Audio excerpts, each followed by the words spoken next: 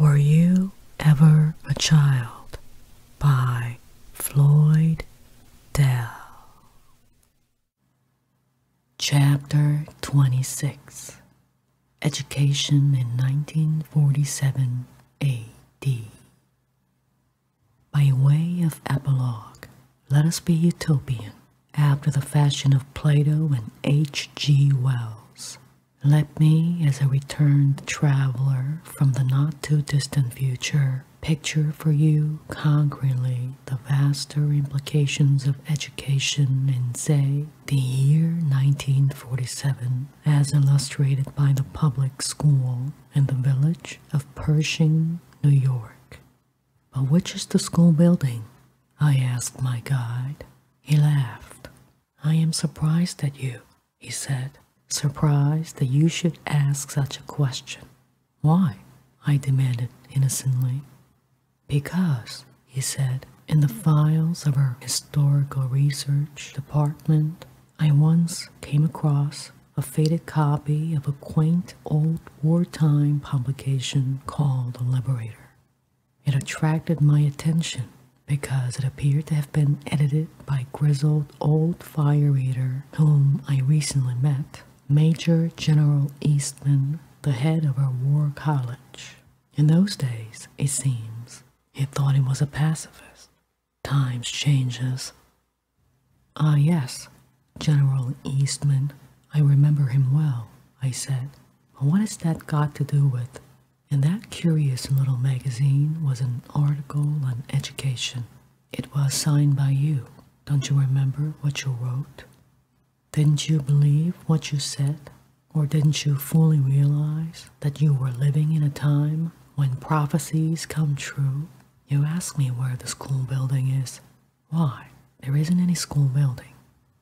We were standing in the midst of a little park about the size of a large city block, bordered by a theater, a restaurant, an office building, several handsome factory buildings of a newer and more cheerful style, a library, a newspaper plant, and a church. My companion pointed to one of the buildings. That, he said, is the children's theater. There, they present their own plays and pageants.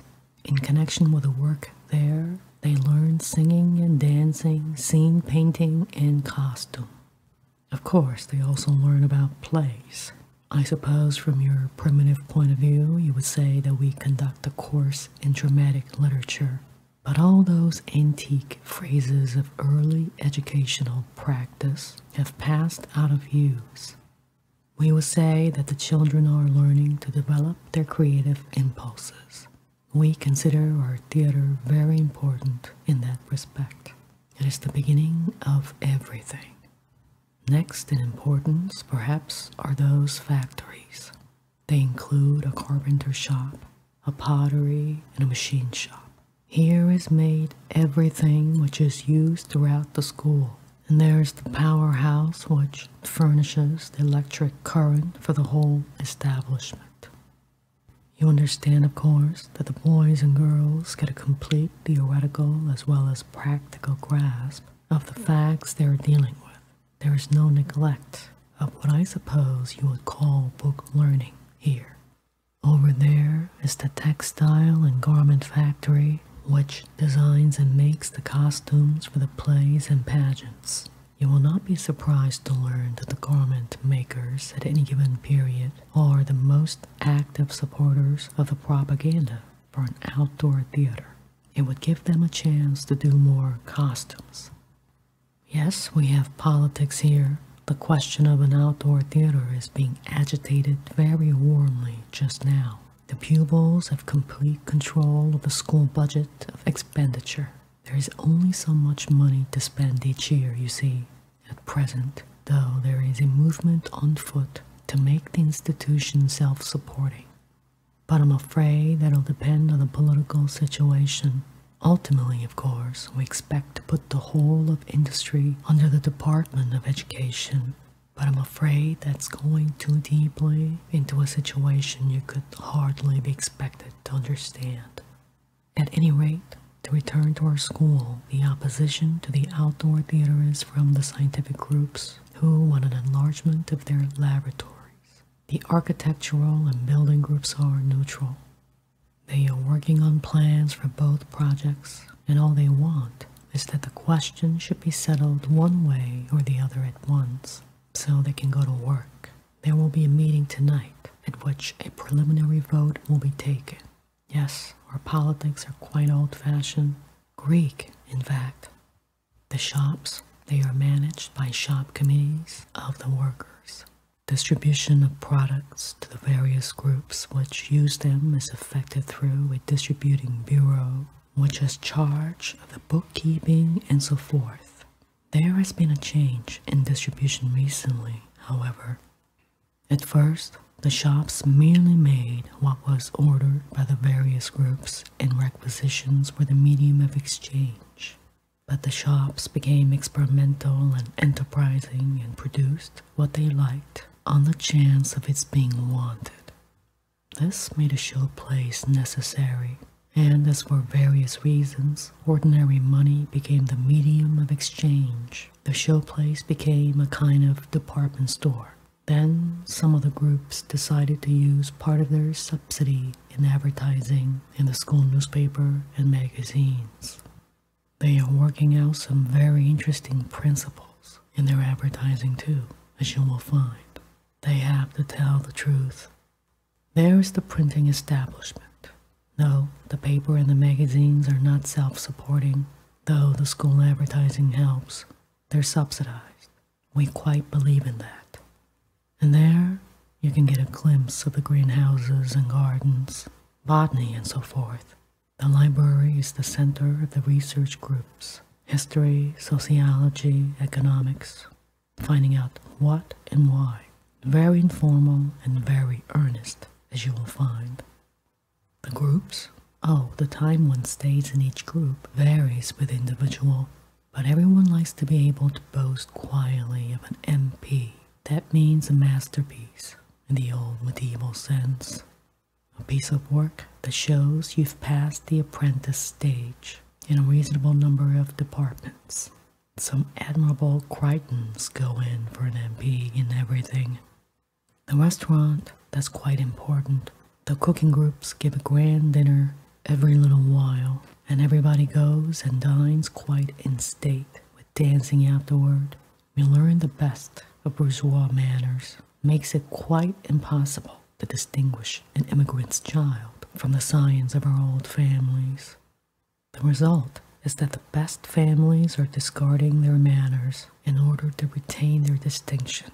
Very amusing. The church? You mean that building over there, I suppose? That isn't a church, not in the sense you mean. It's our meeting place. You see, since your time, churches have come to be used so much for meetings that when our architecture group came to plan an assembly hall, it was quite natural for them to choose the ecclesiastical style. Anyway, I understand it's a return to their original purpose. But, I said, this school is just like the world outside, except, he said, in one particular. In the world outside, we still have certain vestiges of class privilege and exploitation, considerably toned down from their former asperities, but still recognizable as relics of capitalism. In the school, we have play, production, and exchange as they would exist in the outside world if these things were to be done and managed wholly with the intention of making better and wiser and happier citizens. The difference, of course, is simply that one is run with an educational and the other with a productive intention. The difference seems to me, I remarked, that your school is really democratic and your adult world isn't quite. That is one way of putting it, he conceded. And I should think, I said warmly, that after going to these schools, your people would want the rest of the world run on exactly the same plan. It does rather have that effect, he admitted cautiously. In fact, the educational party, as it is called, is very rapidly rising into power.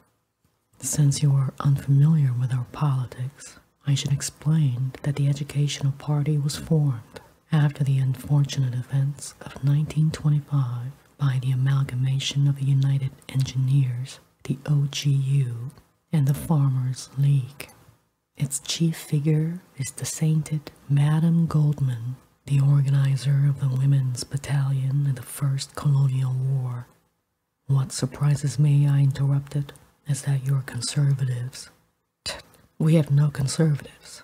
They call themselves moderates. I am surprised, then, that your moderates allow such schools to exist. Of course, they will revolutionize any society in which they are. Well, said my companion, but what could they do?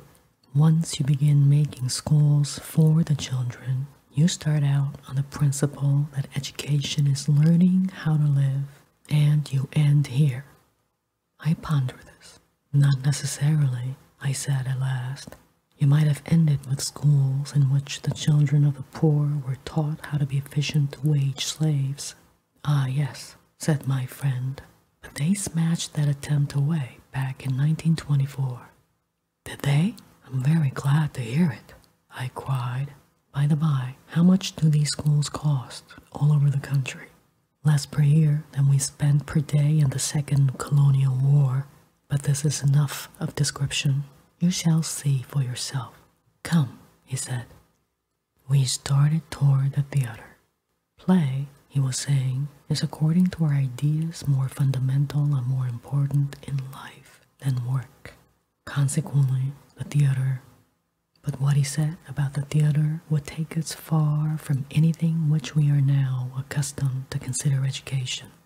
It involves no less a heresy than the calm assumption that the artist type is the highest human type, and that the chief service which education can perform for the future is the deliberate cultivation of the faculty of creative dreaming.